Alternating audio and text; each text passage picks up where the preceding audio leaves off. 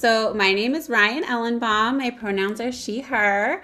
I'm co-owner of Authentic Voices, which is a private practice run by myself and my partner Samantha. We're both speech language pathologists, and we specialize in gender affirming voice modification. We're based in Philly and Delaware, but we also treat in New Jersey. Could you explain a little bit about what voice therapy entails? The way therapy looks, so if you were to start with gender affirming voice therapy, first we do an evaluation. This is a comprehensive voice evaluation. We do this to make sure that there's no underlying vocal issue that might get in the way of making progress towards your goals. The voice is a muscle and it's very powerful, but it's also very delicate. And so we want to make sure that any work that we're doing is going to be prioritizing the health and safety of your voice. That way, whatever work that we do together is going to be sustainable for the rest of your life. You use your voice all day, every day for work, for school, for socializing. So it's important that it's nice and healthy. The other component that's really important in our evaluations is goal setting. So we take a look at what your voice is capable of, how it's performing right now, and we have a long discussion about what kind of voice goals you have. So gender affirming voice therapy is really unique in that, different from other kinds of voice therapy or speech therapy, there's no pathology. There's nothing wrong with your voice, as hopefully. So it's mostly about what your goals are. And so we collaborate to make sure that your goals are attainable, that they're going to be sustainable, that they're going to be healthy. We're going to do it in a healthy way, and that they're going to result in a voice that more genuinely reflects your identity. So then after that, we would jump right into therapy. Typically, most of our clients like to do weekly.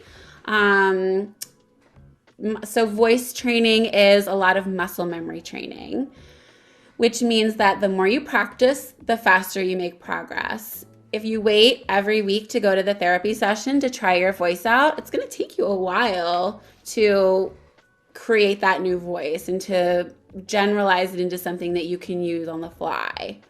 So after each therapy session, we'll send you with a home practice program that's individualized to your specific goals. And the idea is that you'll practice every day or as much as you can, within healthy parameters to make sure you're not overusing. And so, yeah. Important for people to know before attending voice therapy? I think especially adolescents who are considering voice therapy. I know oftentimes people have kind of timed it so that they're not just about to take their SATs or just about to start a new year, and they maybe don't have a lot on their plate otherwise with like homework from school and things like that. So definitely a big time commitment if you're going to do it correctly. What advice would you give someone who is interested in voice therapy but is scared? Validating that it's a very vulnerable process. You know, the way that you've heard your voice come out of your mouth for your entire life is about to change. And it really does often, you know, a lot of my clients will report it feels like something very close to who they are. Even if it's giving them dysphoria, it feels like really difficult to change and then to take out into the world with their family and their friends who are so used to hearing them a certain way. And I think that from my end as a therapist, what I really prioritize is safety and comfort. You know, I'm not going to say your assignment today is to go out and talk to 10 people in your target voice. I'm going to say, who do you feel safe practicing this with? Our goal is that you'll talk for this amount of time in this kind of environment. Let's talk together and strategize about what you can do in a way that's going to meet your goals and also make sure that you feel safe and accepted. So I think that's really important, is that nobody's going to push you, and at least a good therapist wouldn't push you to do anything that would make you feel nervous or unsafe. So hopefully that would maybe put someone at ease.